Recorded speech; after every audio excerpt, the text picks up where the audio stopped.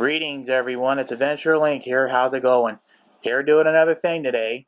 And in today's thing we have RC vehicles upgrades gone kinda wrong. So to put a little bit of background in this story, you may remember that one time that I had that Fisca food truck, running off a McDonald's USB power bank or any other power bank for that matter.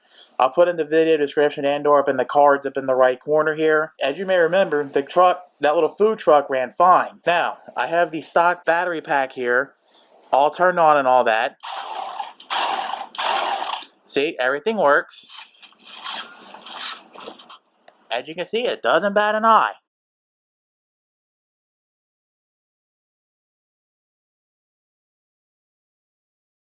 Now, as you can see here, we have a USB power bank here. See, as you can see, the car will steer just fine, but the moment I give it throttle, it loses its mind.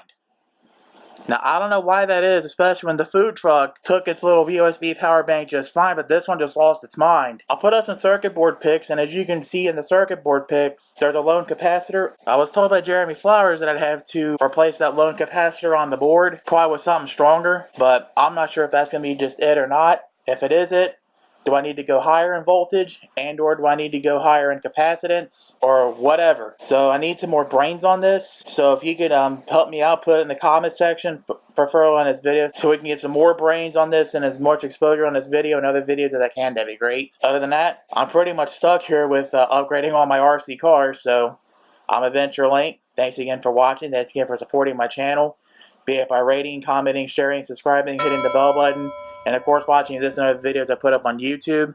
Don't forget to donate for my medical bills. Links in the video description. Any amount helps out.